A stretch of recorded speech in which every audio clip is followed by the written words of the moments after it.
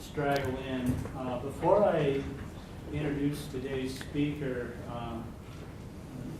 give you a few fun facts. In addition to being a pretty interesting astronomical event this summer, the eclipse was also a social event. And so I went to a meeting this morning where the head of tourism in Montana gave some information. And she said that in Idaho Falls, the average daily rate for a hotel room was $368, and it was the highest of any U.S. city in the eclipse path. I don't know if The that's true. impact was enough to significantly lift the entire U.S. hotel performance for Sunday, August 20th. Wyoming gained $63.4 million of non-resident visitor spending within 5 days of this eclipse. And for those of you who happen to drive down to Idaho, perhaps, or someplace to watch the eclipse, it took 2 hours to travel 4 miles on I-90 south of Dillon, Montana, after the eclipse. So, some part of the social aspect of the eclipse. Well, it's my pleasure to introduce today's speaker, Angela Jardins. And she is currently, well, I think she's associated with the physics department at MSU, and in particular they have a solar physics group there. She is director of the Montana Space Grant Consortium and the Montana NASA EPSCoR. She's Bozeman native. Dad was actually on the faculty, I think, at MSU at one time. I had a BS in physics with honors and minors in math and German there. She had an MS in physics there and a PhD in physics there. She's been elected chair of the NASA EPSCoR caucus and currently holds that position, an elected member of the National Space Grant Foundation, which is also currently co-chair of the National Space Grant Student Satellite Programs Board, has served on a number of advisory boards, including the Tribal and University TCUP, I guess is probably what they say, boards, and the MSU Women in Science and Engineering WISE advisory board. So you get a sense that she's not only interested in the hardcore astrophysics, solar physics, but also in education surrounding that. But probably the most interesting thing I discovered in coming up with some introductory material, she just, not very long ago, won a Special Service Award from NASA Space Grant for organizing and leading the Eclipse ballooning project involving teams of college and high school students from across the country. 55, so she, like I said, she organized and led these. 55 teams launched balloons equipped with MSU design system for the live streaming aerial video of eclipse, which hadn't been done before. The high altitude balloons reached altitudes of more than 80,000 feet and also provided a platform of a lot of other space science projects. So with that, welcome. Great, thanks.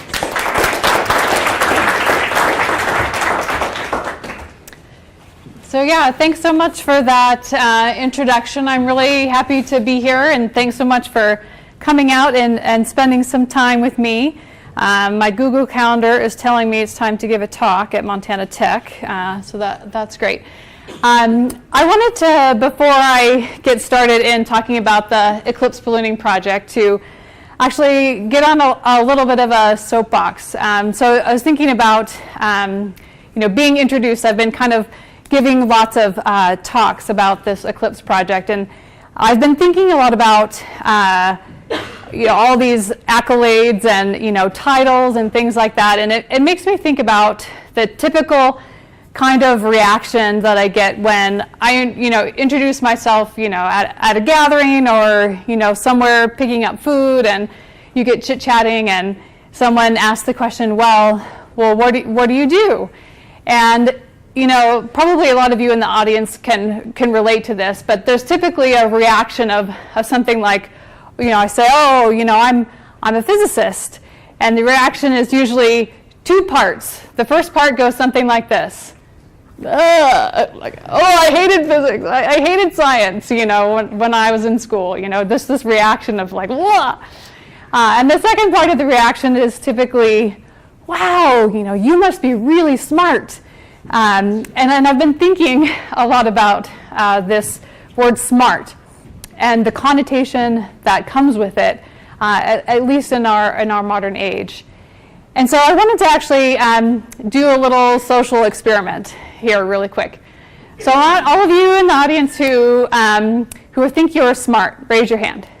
Think you're smart. Okay, so we have maybe 15, 20% of you think you're smart. Now I want you to raise your hand if you're a curious person, like if you're curious about a lot of things. So I think probably close to 100%.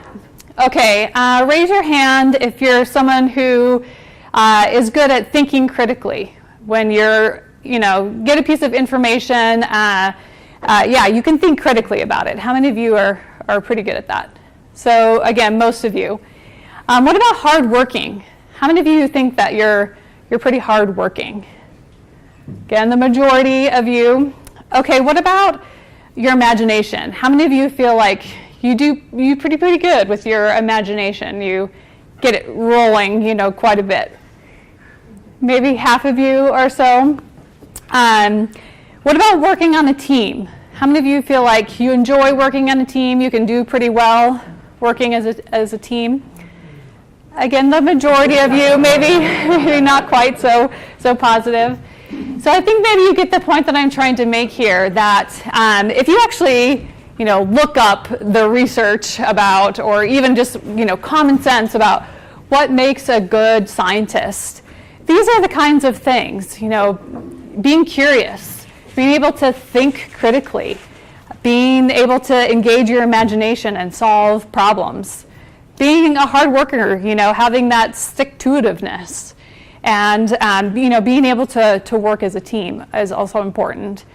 And so I just think it's one of those things that when I'm working on a big project or putting a big effort in, or thinking about trying to raise the level of STEM activity in the state of Montana, this is a lot of what I'm kind of thinking about, right? We need to stray away from the typical ideas and the common reaction of oh, you're a scientist, so you're smart. You have this innate, born-in ability to do science. And think more about, what does it really mean to be a scientist? What tools do kids or even older folks need to be able to be a scientist? And those are not innate things. Those are things that can be learned, encouraged, inspired. And so this is really what we do with Space Grant. This is really something I'm very passionate about, working in general terms, but also trying to inspire people to think about those kinds of things, and teaching our young people about how important it is to be curious and to think critically, and not just them being smart and memorizing and those kinds of things. So can we ask you a question since you went on a tangent? Absolutely. I was going to end my soapbox, but please. Yeah. So this is something I think about a lot. In my, say, 25 years of teaching engineering, I've observed that women who go into the engineering curriculum do really, really well. Mm-hmm. So we get very, very few of them, but when they do, they're our very best students. Mm-hmm. So why is that? Why are we only capturing the really, really good ones? Where's I don't want to call them marginal, but So this is, I could go on and on about this, and I'm happy maybe at Dinner Dan we can reminisce on this. But I think, now you're getting into this whole leaky pipeline kind of idea, right? That if you look at the studies that see about kids' interest in science and technical things, it's pretty equal, among girls and boys until about middle school, right? And then starting in middle school, societal pressures, et cetera, these preconceptions about being smart or not, start to kind of weed the girls out.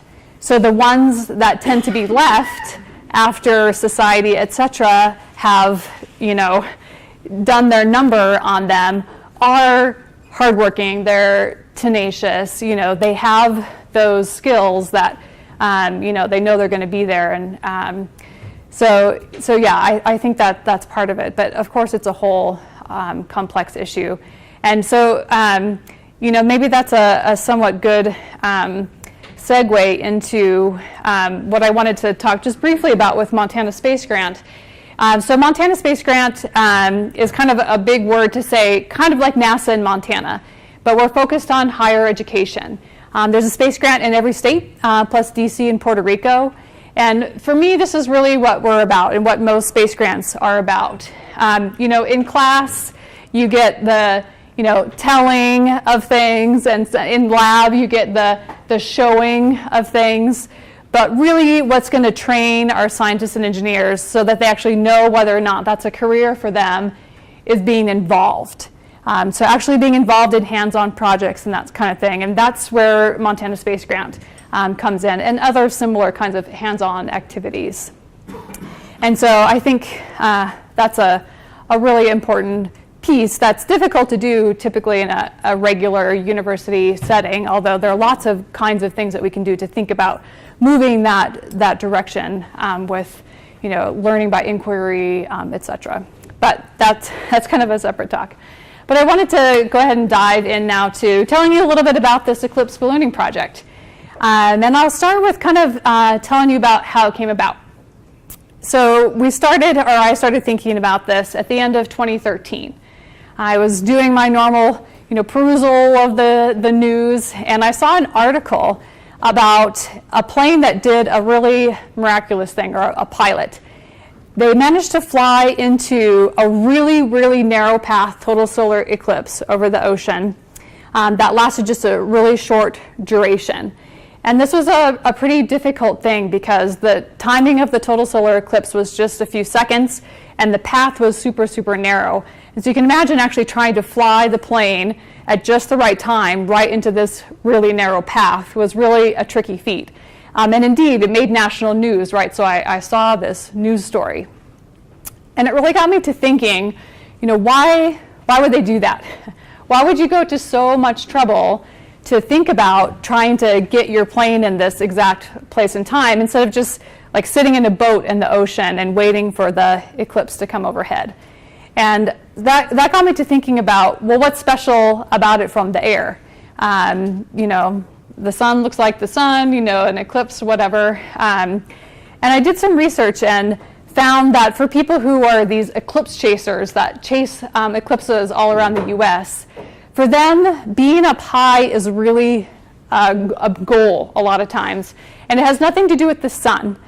It has all to do with the shadow of the moon coming across the earth. So if you're up on a tall mountain or in an airplane, and you can actually see that shadow coming and going, it's really a profound thing. How many of you got to see the total solar eclipse in August? Okay, a lot of you. So you got to see totality. How many of you saw totality? Yeah, okay, awesome.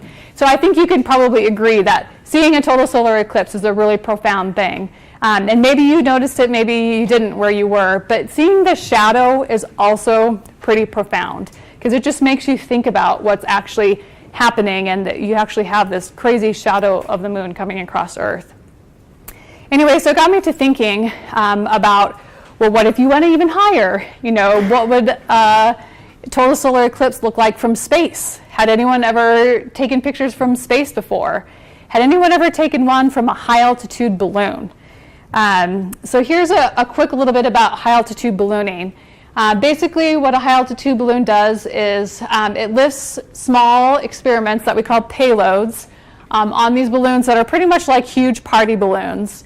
And we can lift about 12 pounds on these size balloons. And basically, the balloon is closed tight and it's filled with helium. And so it goes up to about 100,000 feet and expands and pops and it comes back down on a parachute. And that whole process takes about 2 hours. So this is what I'm talking about by high altitude ballooning that academic institutions do.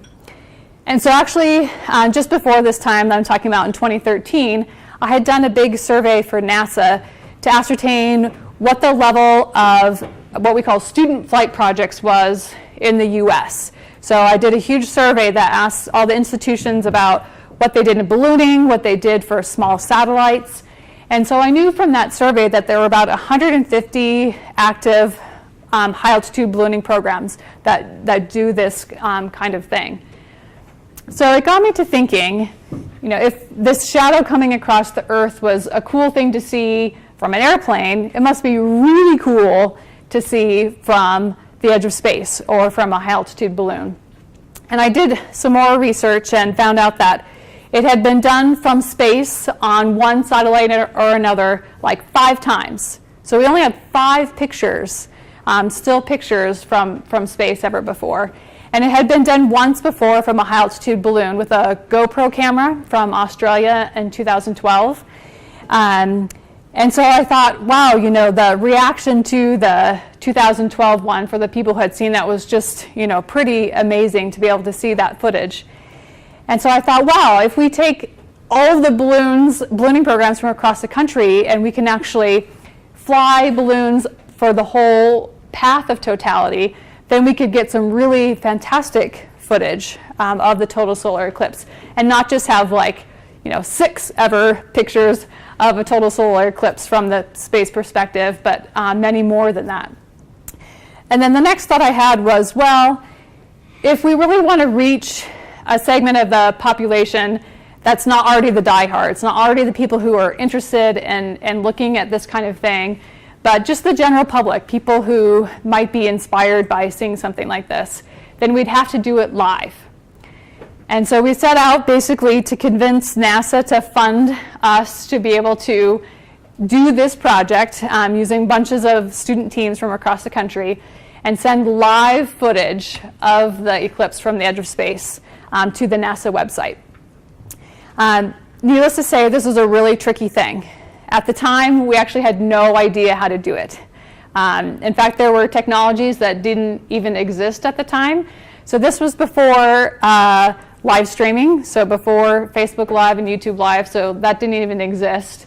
And it was before a lot of the other technologies that we have now that have been pushed by the drone industry for small, compact radios to send information down. But I had a feeling that this could work out, and so I set out to see if NASA would bite. And when I first went to NASA, they didn't bite. They said, oh, no, we don't have money, go away. But we felt like it had some momentum to it. And so decided to keep working on the technology part of it. So throughout 2014, we really nailed down what are the possibilities that we could do to be able to carry out this project and came up with some solid ideas.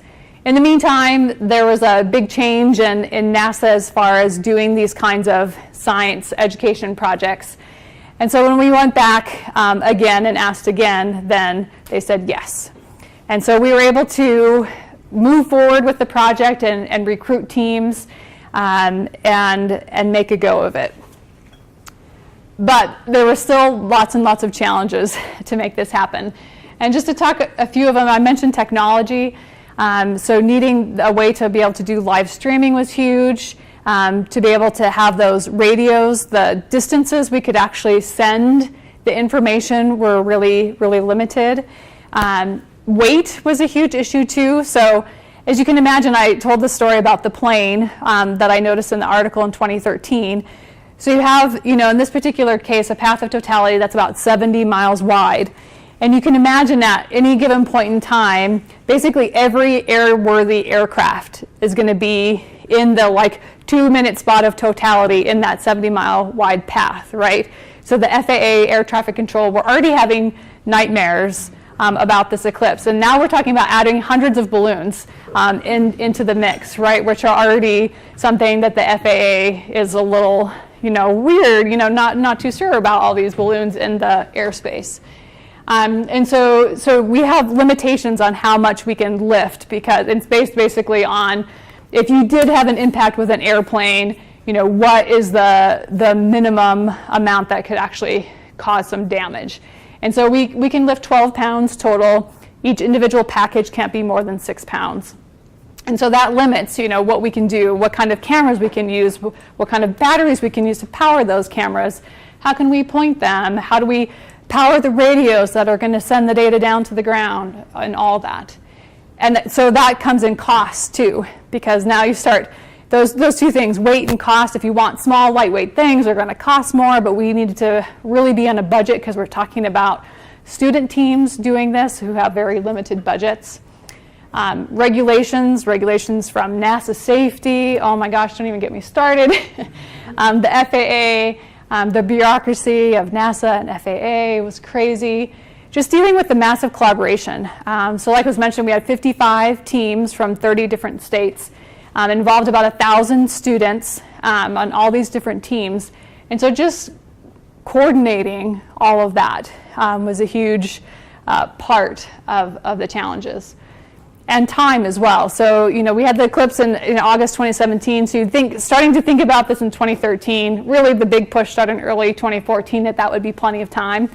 But no, of course, we could always use more time, but we weren't going to be able to push off the eclipse. I had lots of people jokingly ask me, Angela, we're not quite ready yet. Can you just move that eclipse back a little bit? That'd be great. And then the pressure to actually, the pressure we took on ourselves once we said we were going to do this big thing and we're going to provide this live coverage, the pressure on all the teams to be able to carry that off. And that also translated, this picture is a little bit hard to see, it's kind of dark. That translated into something else, I think, for me and for several other people on our leadership team. And that's just the awareness of life and being human too, and that role. So this is a picture of my little son who was 3 at the time. And this was about a year before the eclipse, right during when we were doing all of our training. And he had a crazy medical issue. We ended up having to fly him down to the Children's Hospital in Salt Lake City. And it was just a moment where it makes you, skid in your tracks and stop in your tracks and say, wow, I've been going crazy on this huge, huge project, by far the biggest project ever of my professional career, and all of a sudden, all of that goes away, and you have this huge issue with something that's very dear, a family member. And it was important for me to use that. I mean, this is an extreme case, but to remember that everyone that we were asking to do this huge project has something going on. Everybody has something that they're dealing with. And to remember that human aspect. I think so often, in any area, in academics, whatever, you can push and push and push people, and if you forget that human aspect, then it can completely ruin what it is that you're trying to do. And so for me, this was a huge thing to remember in any future project or just the importance of what it means to accomplish something, to remember the human aspect of what it took people to get there. But we persevered and worked on all of these challenges. For me, this is one of the big reasons that kept me going. So the National Science Foundation every year asks a few questions that they know are common misconceptions of science. And they ask, it's a big famous survey that they do every year. And they've been doing this for about 30 years, asking these common misconceptions. And they've been asking this question: does the sun go around the earth, or does the earth go around the sun? Every 5 years or so for about 30 years. And the good news is that the number is getting better. But the sad news is, the last time they asked this in 2014, still 26% of the American public thinks that the sun goes around the earth. And that's pretty shocking, actually, in a way. But in another way, if you think about actually your mental model, like if you hadn't paid attention on the day where your teacher taught you that the planets go around the sun, and sure, the moon goes around the earth, but the planets go around the sun, and you saw the little diagram in your textbook.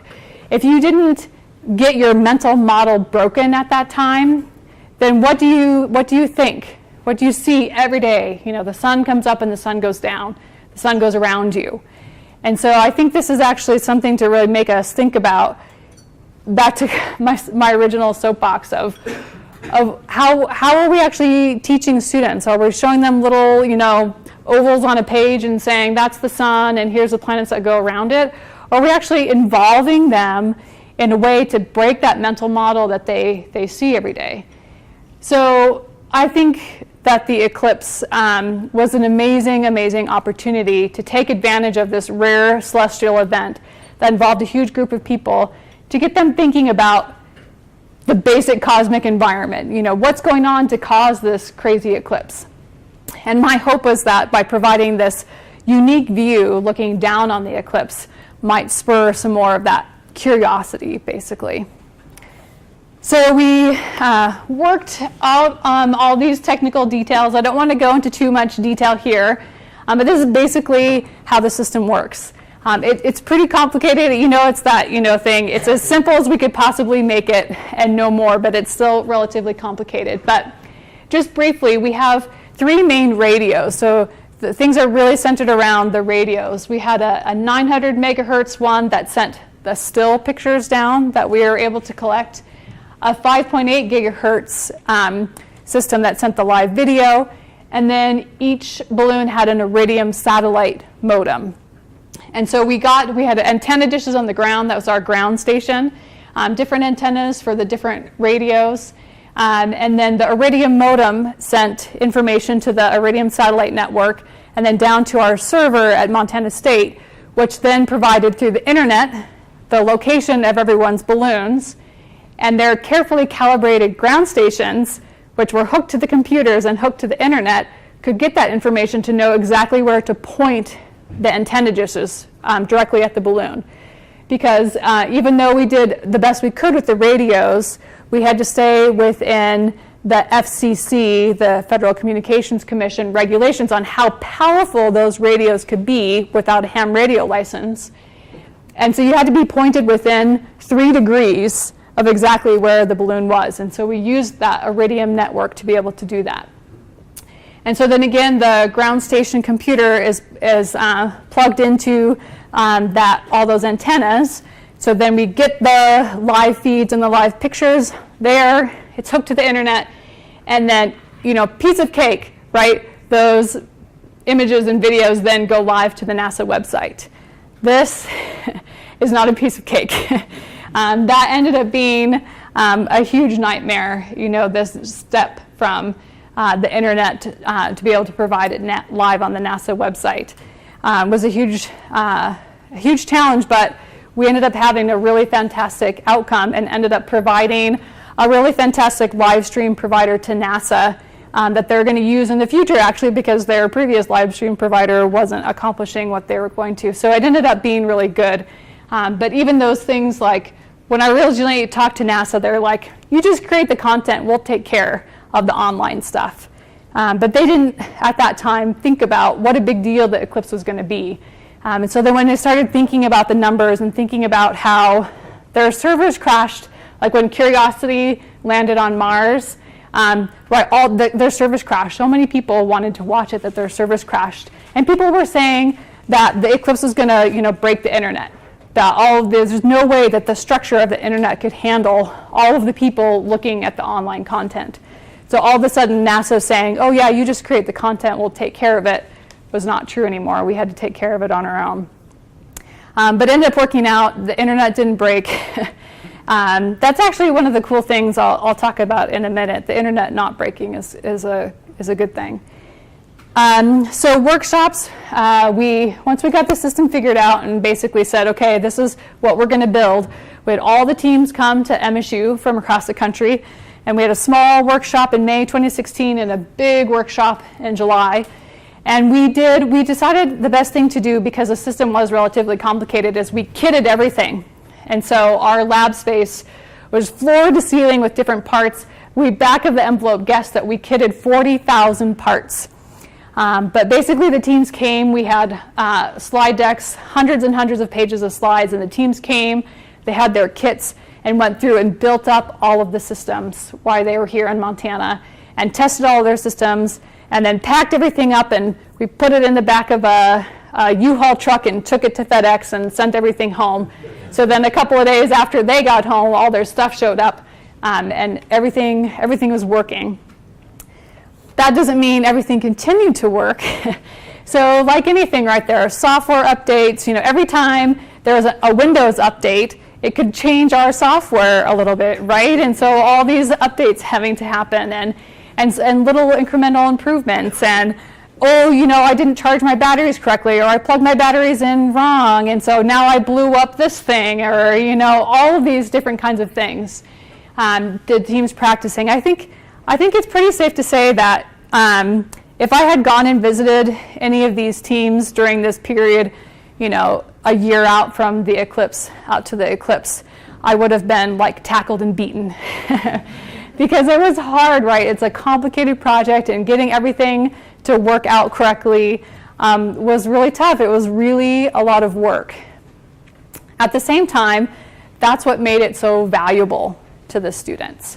Having something that was really difficult, that challenged their imaginations, that challenged their creativity, is what made it exciting and what made it, of interest for them to work on. If it had been something boring, like one of the original ideas was just to stick a GoPro camera on the balloons, which all the teams were doing already all the time. If we just stuck a GoPro camera on the balloons and said, okay, fly it during the eclipse, I guarantee we wouldn't have had the incredible response that we did with the student involvement. So we said practice, practice, practice, and finally we got to the big day. These are just some pictures from the ground. A lot of you guys got to see the total solar eclipse, so that's not super interesting to you. But I did want to just take a minute and show you some of the footage that we got from the balloons. We have tens of thousands of images, hundreds and hundreds of hours of video, but this is just a little bit of a highlight.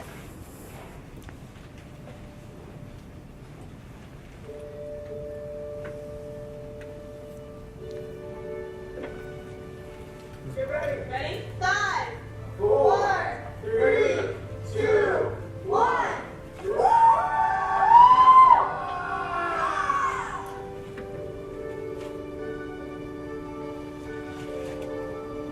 So this just gives you a feel of what it looks like from a balloon. This is lower down, pre-eclipse. So this is actually looking up. You'll see here, going by up there is actually this camera looking up at NASA's B-57s flying to the path of totality.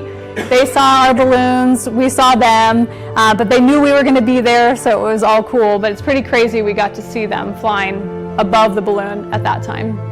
You can see the shadow there approaching in the distance.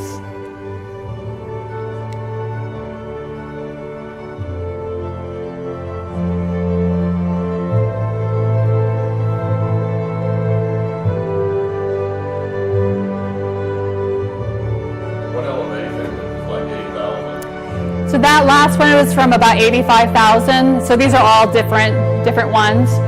And this is some technology, right? The 360-degree camera view, that just became available relatively inexpensively later on.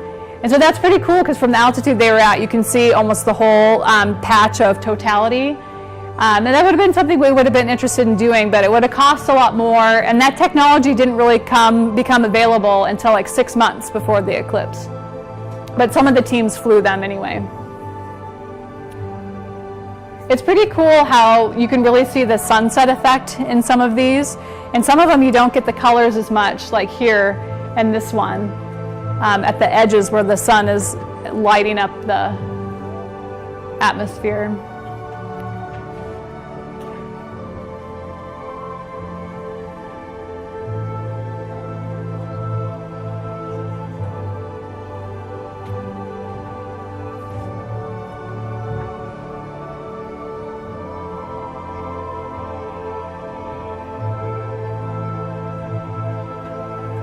They could live control the direction of the camera pointing? Or is that just... No, I'll talk about that in a second. This is just from the balloon moving around. Okay. But we could see because we're up so high, we can see totality coming and going 10 minutes and on either side before it came. So we had lots of time to see it. Yeah.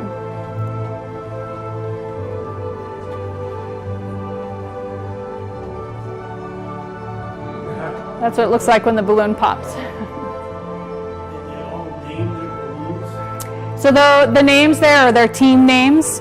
So some of their team names are more imaginative than others. Yeah.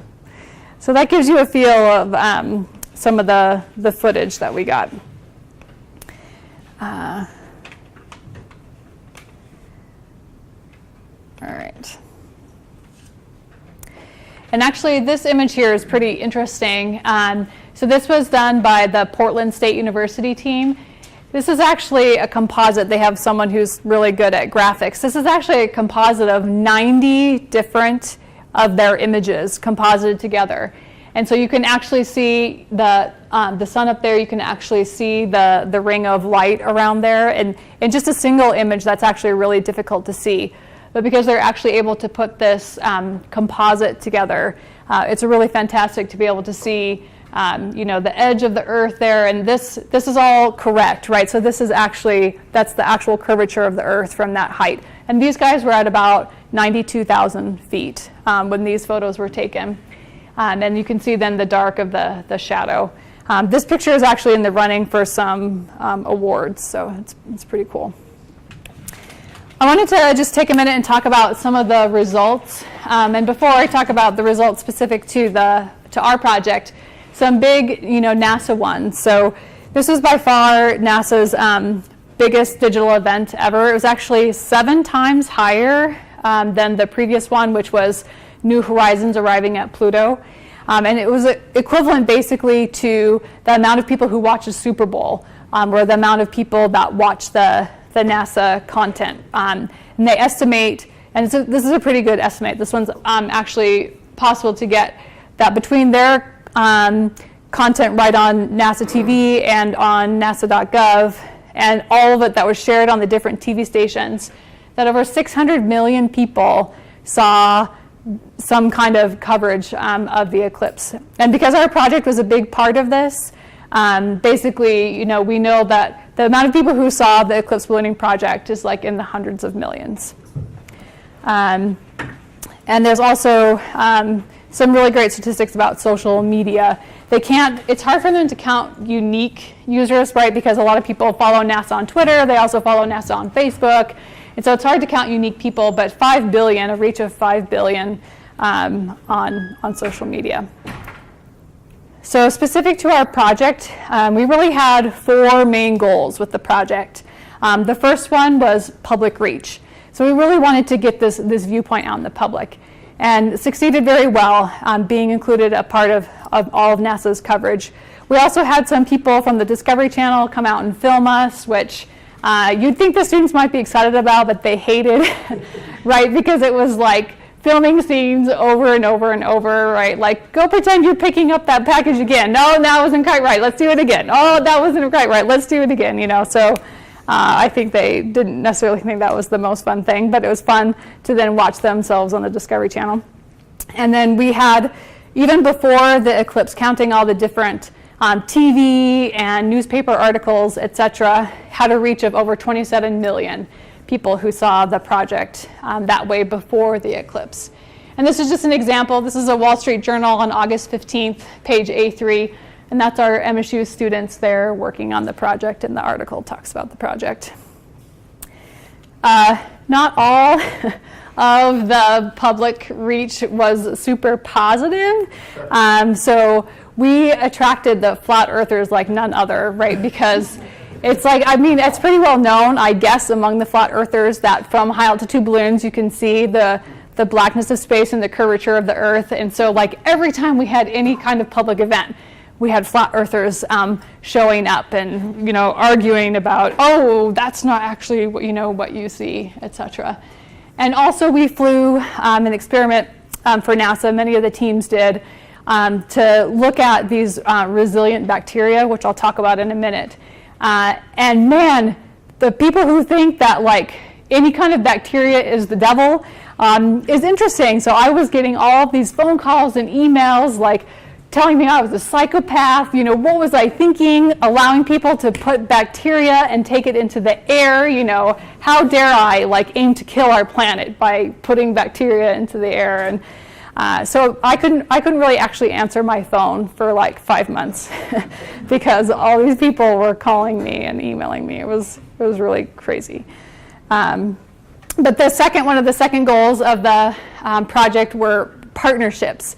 So to really raise the standards of what we could do in academic high altitude ballooning by partnering with different people.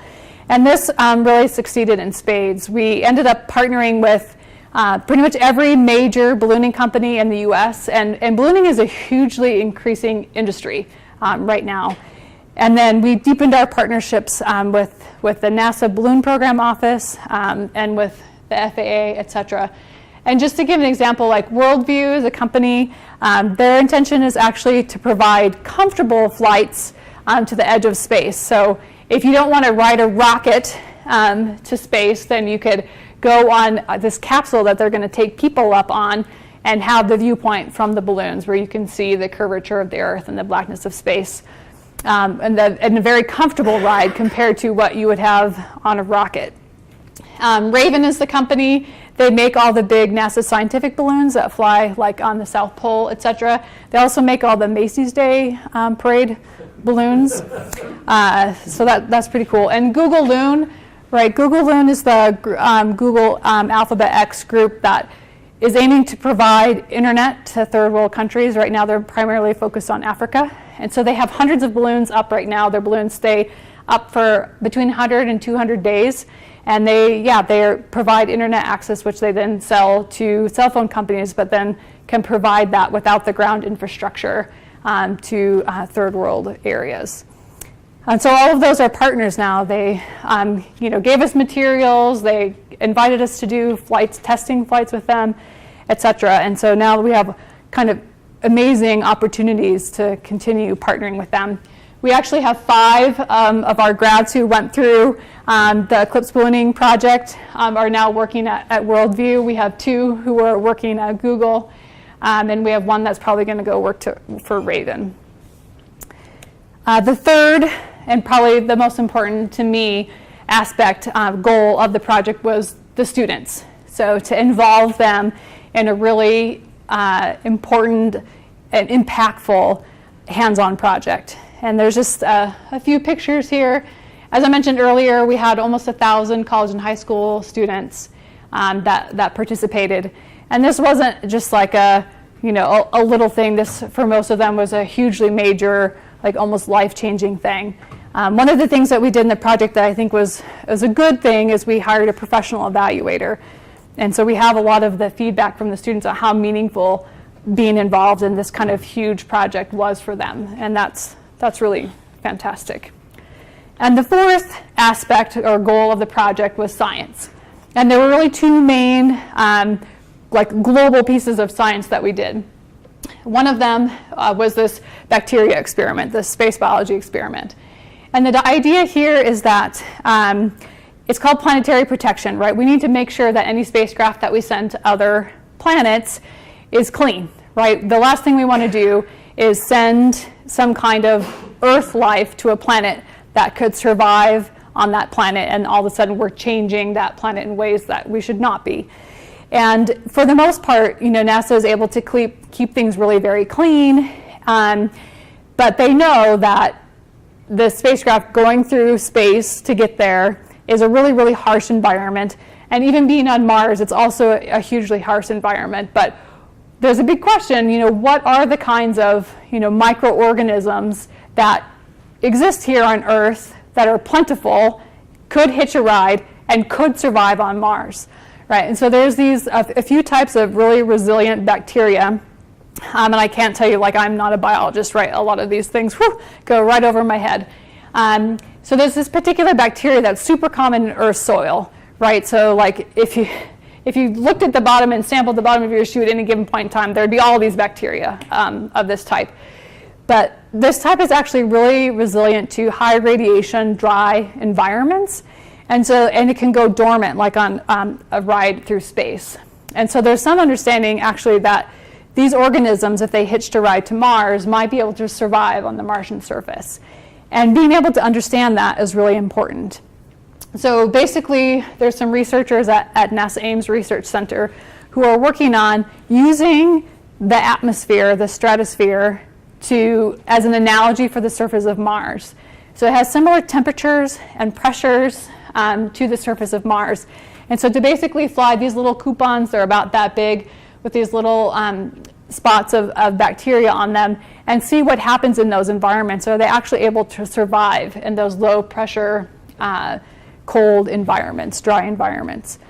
And so when they learned that we're going to have all these balloons that were at the same time all across the country in all these different scenarios, that they could put these little coupons on there, they thought it was a fantastic idea. And so we had 34 of the teams that attached these little coupons and followed a really strict regimen of protecting and very scientifically making sure they carried out that experiment correctly. And they're in the middle of analyzing this. It should be hopefully any day now that they'll have the results to see basically what happened during the eclipse. And the cool thing, in addition to just having all these balloons at the same time flying, was that the amount of sunlight was a little bit closer to what it is on the surface of Mars. Right? Normally here we have much more sunlight, which actually affects the bacteria quite a bit. But during the eclipse, that amount of sunlight was reduced, so it was more similar to the Martian environment. The other piece of science that we did with this was really atmospheric science.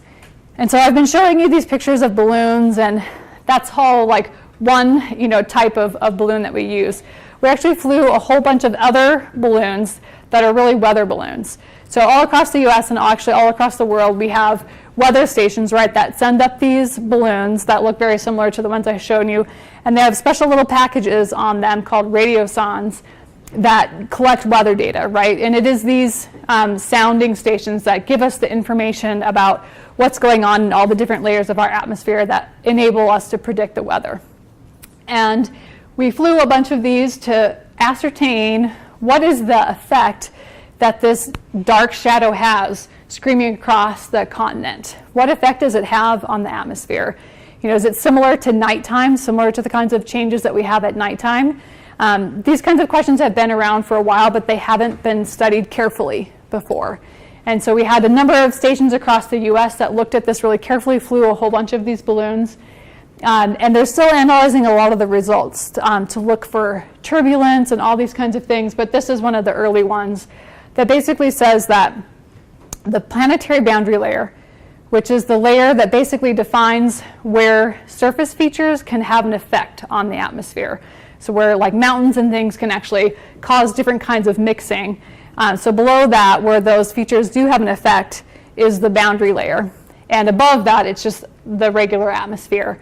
Well, during the day, when you have heating and all that kind of stuff going on, that boundary layer goes up, and then at night, it comes back down. So it kind of does this breathing because the heating has such an effect on this layer.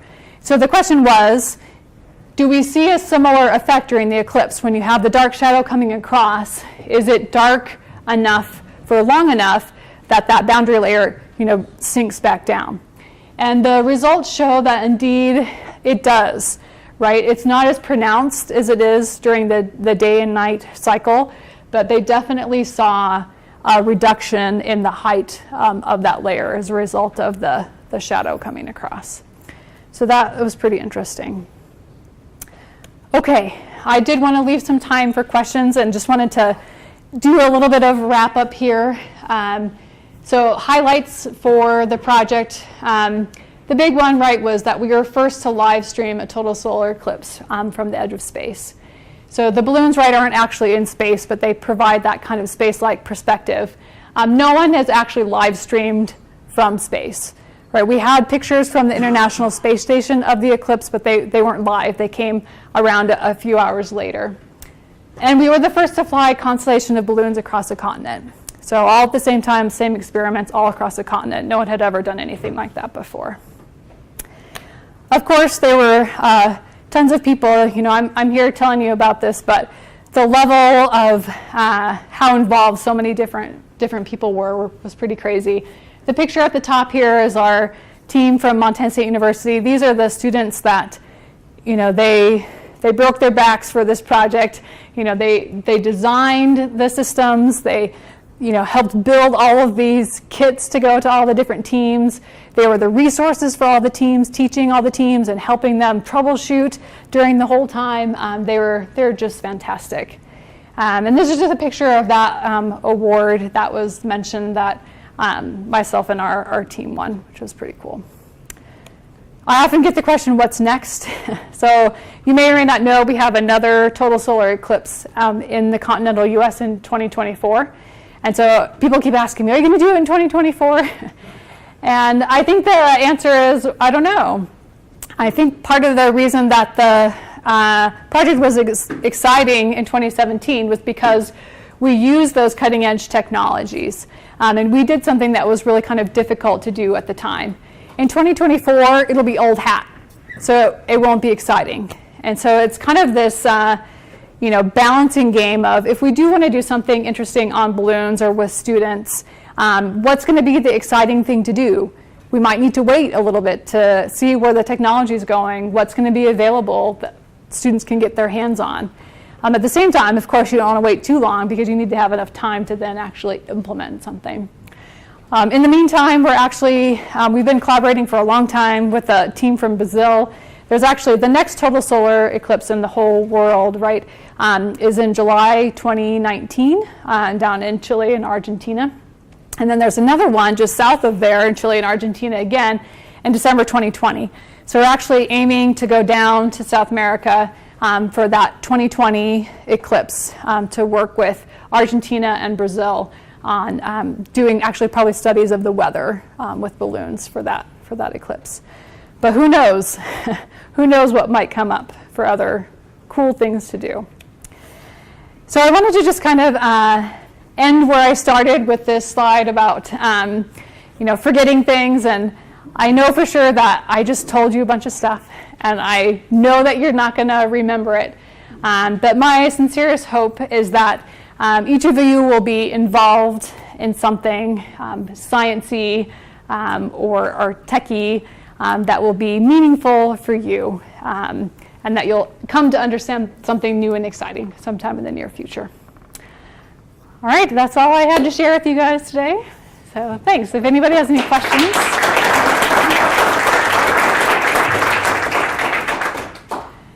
I know it's getting close to the hour here, but there's probably time for a couple of questions if you have. Yeah? So where do you access those photos that the balloons took?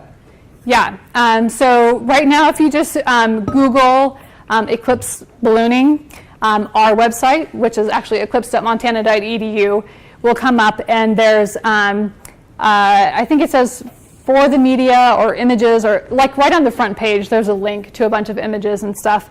So there's a collection there. We're working right now, it's a whole crazy story, talking about technology, but we're having to change over our website, and what we're trying to do is move the website from a training and resource website to one that's a repository of all the images and all the data, etc. So we have all the images and all the data, but now it's how do we make a website that's not overwhelming but has all of that available. So there is a lot available now, but not everything is available yet, but it will be soon. So it's eclipsemontana.edu. Yeah, it's eclipse.montana.edu. Or if you just search for Eclipse and balloon, it'll be the top. Yeah. What did it cost? What did NASA have, or whoever funded it, have to put in? So the grant that we got was $700,000, and that paid for all of the equipment for all of the teams. It paid for the teams, all of their balloons, all of the materials that they needed to be able to fly balloons. It paid for a fraction of the time to be able to lead the project. So yeah, there was that. And then each of the teams put in different amounts of money to support their students, for those students to travel to the Path of Totality, to travel to the workshop. Some of them paid their students as research time to participate. And we had lots of donations too. Google donated a whole bunch of balloons to us and all different kinds of things. And so, but each individual set of material to be for each individual team to do that. The equipment costs about $3,500 for each team, which is pretty amazing considering like the only other way live views from a balloon had ever been done before. Like I don't know if you guys saw the guy jump out of the balloon, right, and he like broke the sound barrier coming down. So this is like a Red Bull thing that happened. It was pretty cool. Like if you haven't seen it, I encourage you to look that up, this guy jumping from the balloon. But right, there's a $10 million satellite truck on the ground to be able to do that, right? So to be able to get live views for $3,500 compared to $10 million, we felt pretty good about that. Yeah.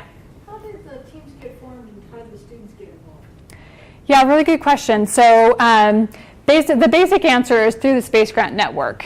So I mentioned earlier that, we're a Montana Space Grant, but there's a Space Grant in every state, and we're a really close collaborative community.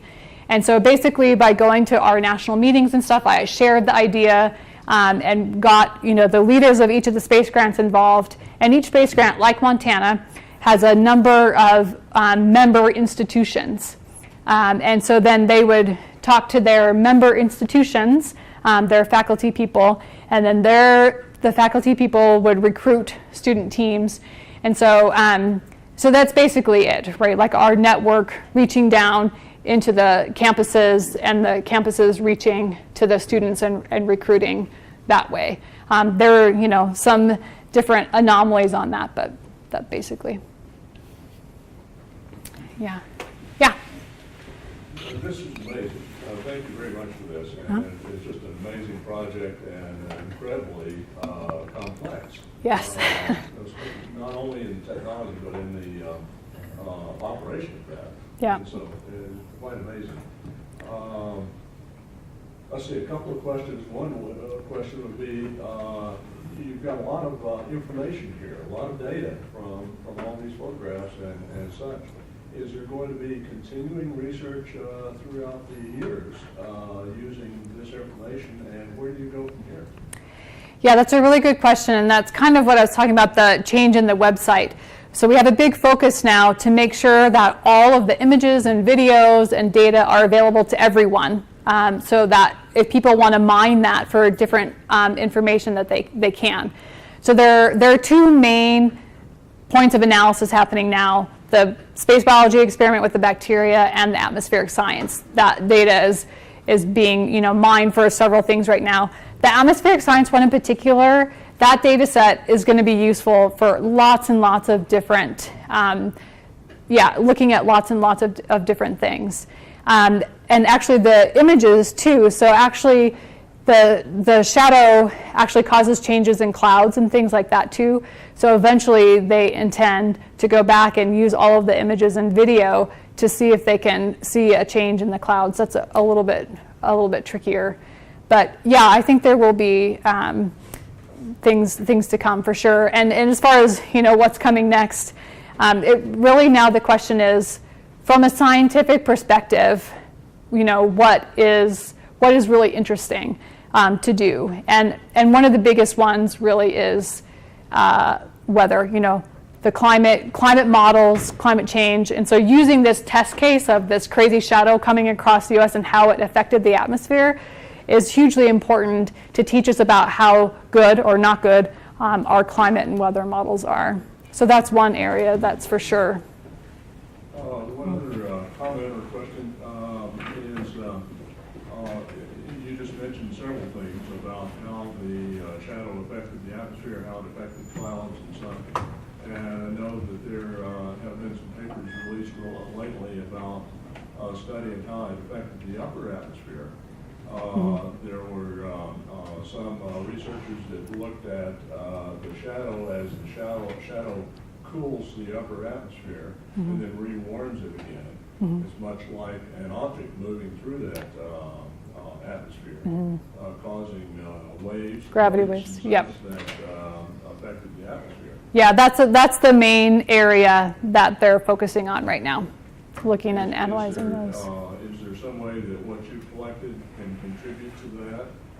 And then the other question might be for 2024, maybe you'll be able to fly some packages that would help to continue that research. Yeah, so the people that we have working on the analysis from this eclipse are leading atmospheric scientists, and we'll be using that to answer. So they call them gravity waves, so really look at these gravity waves and how they impact the atmosphere. And they saw some really interesting things, and in fact, because we had the BBC with one of our teams filming, and they're going to do a big documentary on it. It's actually, the most exciting stuff is embargoed and we can't talk about it.